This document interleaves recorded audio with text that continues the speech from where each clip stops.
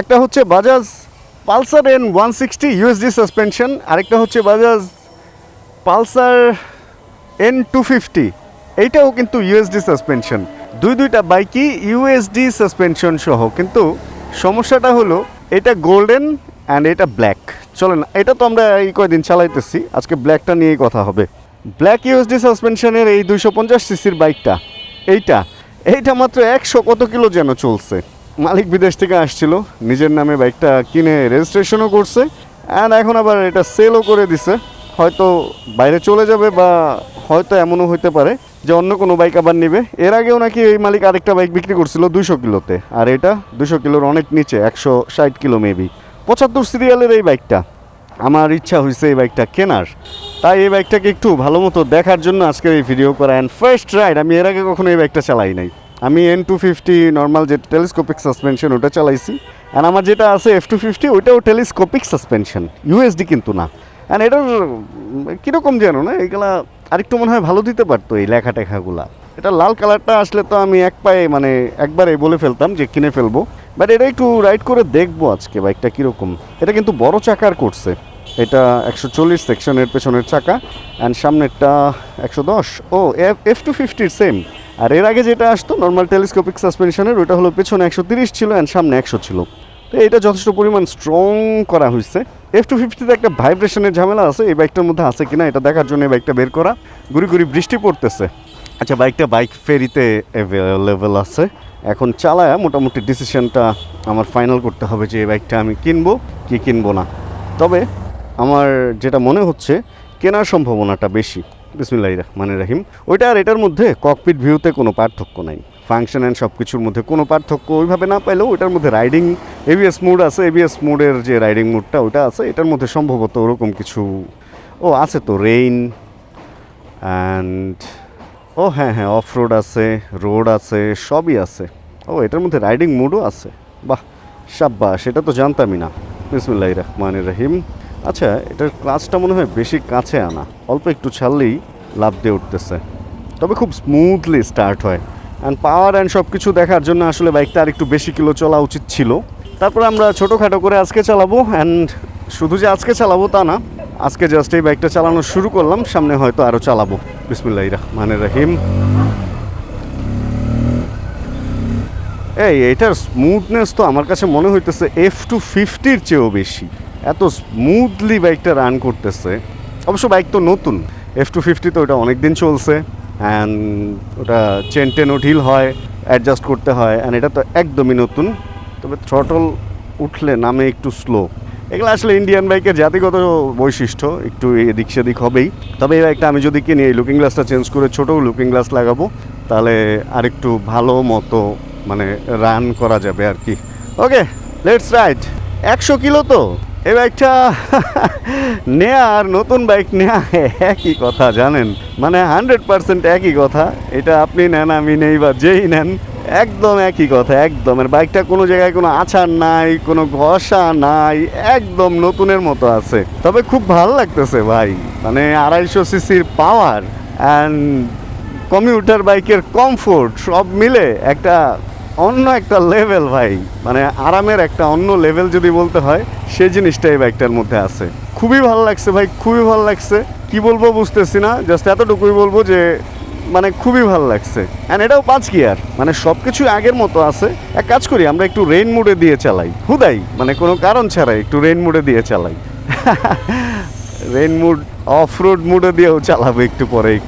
আসলে এই মুডগুলা আমাদের মনে হয় একদিন চেক করা উচিত ভালো মতো, কোনো একটা দূরে কোথাও গিয়ে। রেইন মুডে ওইভাবে বোঝা যাবে না আসলে এবিএস কীভাবে ফাংশন করে না কি, এই সমস্ত রোডের মধ্যে চালায় রেইন মুড বোঝা যাবে না, এটা পিচ্ছিল রাস্তায় চালাইলে বোঝা যাবে। এবার একটু অফ রোডে দিই, যাও অফ রোডে যাও। হ্যাঁ, অফ রোডে দিয়ে দিচ্ছি, অ্যান্ড এবার আমরা অফ রোড মুডে রোডে চালাবো, দেখি কি অবস্থা। অফ রোড মোডে এবিএসটা একটু ডিফারেন্টভাবে ধরে বলে মনে হইতেছে একটু। আমি জানি না আসলে, আমার কাছে এই কি অবস্থা ভাই, আসতেছি, হয়তো বা আমার ভুল লাগতেছে।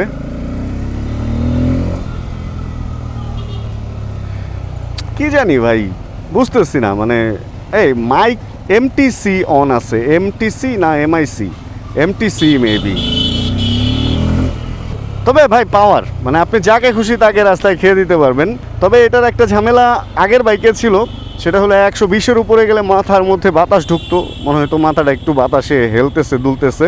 এখন এটা USD দেওয়ার পরে এই ঝামেলাটা আছে কিনা এটা দেখার জন্য আসলে আমার যাইতে হবে হচ্ছে বড় রাস্তায়, কারণ এই ছোটো রাস্তায় কোনোভাবেই এটা বোধগম্য হবে না যতভাবেই চেষ্টা করি না কেন। বেটার আমরা আবার রোড মোডে ব্যাক করি। ও এইটা দিয়ে করে, আমি এটা দিয়ে করতেছি, মানে ইন্ডিকেটর লাইট দিয়ে করতেছি। আর এটার আলো ভালো, তাই না? ইয়েস, এই দিকে আসলে এই বাইকটা জিতে যায় ভাই। আমি F250 শুধুমাত্র আলোতে মাইর খেয়ে গেছি। ওটার আলো এত কম যে ওটা কোনোভাবেই মানে আমি মেনে নিতে পারি না যে ওটা নিয়ে আমি লং ট্রিপে যাবো বা কিছু। ওটার মধ্যে লাগাইতেই হবে, ফগ লাইট লাগাইতেই হবে। আর আমি যদি এই বাইকটা নিই এটার মধ্যে আমি ফগ লাইট লাগাবো হুদাই, মানে ফগ লাইটটা আমার কাছে নেশার মতো হয়ে গেছে। আর আমি যদি এই বাইক নিই এটার মধ্যে আমি এত পাওয়ারফুল ফগ লাইট লাগাবো, এটার হেডলাইট অ্যান্ড ফগ লাইট মিলে ভাই যে আলোটা দিবে, যদিও আসলে এই বাইকে ফগ লাইটের প্রয়োজন পড়ে না, F সিরিজে পড়ে বাট N সিরিজে পড়ে না। অ্যান্ড কেন যেন মনে হইতেছে এই বাইকটা আমি নিয়ে নিব না। এটা আপনাদের বলা তো উচিত না, তাহলে তো আপনারা বুঝে যাবেন। মানে আমার কাছে লাগতেছে যে এই বাইকটা আমার নেওয়া উচিত, এরকমটা মনে হইতেছে। তো যাই হোক, আরেকটু চালাই, চালানোর পরে ডিসিশনটা ফাইনাল করতে পারবো। অ্যান্ড এই বাইকগুলা আসলে একটু স্পোর্টি ফিলে বসার ব্যবস্থা করছে। এখন এই জন্য একটু গুজো হইতে হয়। এটা 160 সিসিতে এবং এই 250 সিসি দুইটাই, যেহেতু সিটিং পজিশন এক। তো ওইগুলাতে আসলে হেড এই কি বলে এটারে হ্যান্ডেল বার বদলাইলে সিএনজির কি চাক্কা খুলে গেছে? বাইক একটা রাস্তার মাঝখানে পড়ে আছে, সিএনজির মনে হয় চাক্কাই খুলে গেছে। তো যেটা বলতেছিলাম, এটার হ্যান্ডেল বার বদলাইলে হয়তো বা এটা আরেকটু কমফোর্টেবল হবে বলে আমার মনে হইতেছে। ওরে ভাই পাওয়ার, ইয়ো পাওয়ার ভাই, জিন্দেগি টেস্টিং, ইয়ো জিন্দেগি টেস্টিং, পুরাই জিন্দেগি টেস্টিং। চালাইলেই ভাল লাগে ভাই। পাওয়ারফুল জিনিস ইজ পাওয়ারফুল জিনিস। এটার সাথে আসলে সাধারণ একটা জিনিস আপনি তুলনা দিতে পারবেন না। পাওয়ারফুল জিনিস মানে পাওয়ারফুল জিনিসই। এইটার ফিলই অন্য ভাই, ফিলই অন্য, ডিফারেন্ট টাইপ অফ ফিল। এইটা একদম খুবই ভালো লাগলো ভাই। অল্প চালায় বাইকটা, মানে ওই বলে না যে প্রথম দেখাতে প্রেম, তো এই বাইকটা হচ্ছে প্রথম দেখাতে ভালো লাগার মতো একটা বাইক। আপনি চালাইলেই আপনার ভালো লাগবে। তবে লাস্টে একটা কথা বলবো, 160 সিসিতেও USD আসছে, সেম রাইডিং মুড অ্যান্ড সব কিছু আসছে, অ্যান্ড এটাতেও সব কিছু আছে। তাহলে কোনটা চালাবেন? 160-এও কিন্তু পাওয়ার যে কম তা না, কিন্তু 160-এ আপনি অল্প তেলে অনেক দূর চালাতে পারবেন, বাট এইটাতে তেল বেশি খাবে। এই সমস্ত দিক যদি আপনি বিচার বিবেচনা করেন তাহলে 160 সিসি জিতে যাবে। আর যদি চিন্তা করেন না আপনার পাওয়ার অ্যান্ড সব কিছু দরকার, আপনার ওই দরকার না, বলে কি ওইটারে তেল বা খরচ বেশি, এটা কোনো ফ্যাক্টই না, তাহলে অবশ্যই এটা আপনার জন্য ভালো হবে। তবে মানে আমি তো আসলে শখে বাইক চালাই, প্রয়োজনে না, সত্যি কথা যেটা। তা আমার কাছে এইটা বেশি ভালো লাগছে। সাউন্ড ভাই, সাউন্ড, তবে সাউন্ড 160-এর বেশি। কেউ যদি সাউন্ড পছন্দ করেন তাহলে অবশ্যই আন্ডারভ্যালি এক্সজস্টের 160 নিতে হবে। ওইটার সাউন্ড ভাই মারাত্মক, ওইটা অনেক সুন্দর বেইজি সাউন্ড দেয়। যাক, আর চালাবো না, আর চালাইলে কোম্পানি রাগ করবে, কারণ হচ্ছে এত অল্প সিসি এত অল্প কিলো চলা একটা বাইক, মানে আমি যত চালাবো ততই কিলো উঠতে থাকবে। তো এই রিস্কটা আমি আর নিতে চাচ্ছি না, এটাকে আমরা এখানেই ব্লক করে দিই। ভাইয়া আসলে ভিডিওতে আর নতুন করে কিছু বলার নাই, তারপরে একটা উপসংহার টানার জন্য এই ভিডিওর এই পার্টটা নিতেছি। আমি USD সাসপেনশনের এই বাইকটা প্রথম চালাইলাম। প্রথম মানে একদম প্রথম, এমন না যে আগে চালানোর অভ্যাস আছে তারপরে জাস্ট ভিডিও পারপাস বললাম যে প্রথম চালাইছি, ওরকম না। প্রথম মানে 100% প্রথম, অ্যান্ড 100% প্রথম চালায়া 100% বাইকটা আমার ভালো লাগছে। মানে কোনো বাইক প্রথম চালায় এরকম ভালো যে এর আগে লাগে না এটা আমি বলবো না। সুজুকির জিক্সার 250 যখন বাংলাদেশে আসে নাই তখন SF-টা চালাইছিলাম, তখন একটা ফিল পাইছিলাম। তারপর FZ25 যখন আসে ওইটা প্রথম চালাও একটা ফিল পাইছিলাম। ঠিক ওরকম আজকে এই বাইকটা চালাও একটা ডিফারেন্ট টাইপ অফ ফিল ভাই। এটা আসলে পাওয়ার যারা পছন্দ করে তাদের যে ফিলটা, যখন 600 সিসি 1000 সিসি আসবে তখন যে কি হবে এটা বুঝতেছি না। খুব বেশি ভালো লাগছে। অ্যান্ড শুভ ভাই এখানে নাই, থাকলে হয়তো বাইকটার ব্যাপারে এখনই কথা বলতাম, কীরকম কী টাকা দিতে হবে কি। আমার খুব সত্যি কথা কি নেয়ার ইচ্ছা হয়েছে বাইকটা। কিছু কিছু বাইক থাকে না দেখলে যে নিতে ইচ্ছা হয়, তো এই বাইকটা আমার দেখে নিতে ইচ্ছা হয়েছে, এই হলো অবস্থা। যাক, তাহলে আমরা এই ভিডিওটা আজকে আর বড় করবো না, এই ছোট্ট রাইডটা দিয়ে এই ভিডিওটা শেষ করি। আমি বাসা থেকে যখন শুনছি যে এই বাইকটা আসছে তখন আমি দৌড়ায় চলে আসছি। অ্যান্ড মনে হইলো যে আসলে এই বাইকটা না চালাইলে যদি বিক্রি হয়ে যায় তাহলে এই সুযোগটা আমি পাবো না, কারণ খুব একটা এই বাইকটা পাওয়া যাচ্ছে না। অ্যান্ড এবার আসেন মজার ব্যাপারে, N160 আর N250 এই দুইটা বাইকের মধ্যে অনেকগুলা মডেলই কিন্তু আসলো, তাই না? N160তে তো অনেকগুলা, N250তে এর আগে একটা আসছিল আর এই একটা, দুইটা।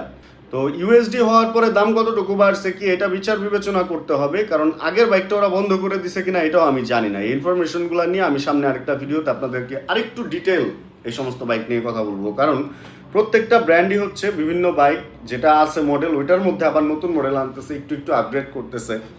কিছু কিছু কোম্পানি যেমন সুজুকি তো শুধু স্টিকার আপগ্রেড করেই বলতেছে যে নতুন বছরের নতুন মডেল, বাট ওই হিসাবে এরা ভালো করতেছে, বাজাজ ভালো করতেছে। এটা আমার ভালো লাগে যে ইউএসডি সহ আনছে, যদিও গোল্ডেন ইউএসডিটা সবাই অনেক পছন্দ করে, এটার মধ্যে ব্ল্যাক দেওয়া হয়েছে, সামনে হয়তো রেড কালার আসলে ওটাই গোল্ডেনটা পাবো আমরা।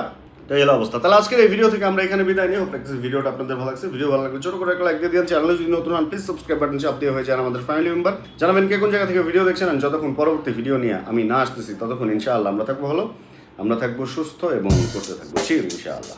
চিল bro. Check the mic and make sure it sound right, boys.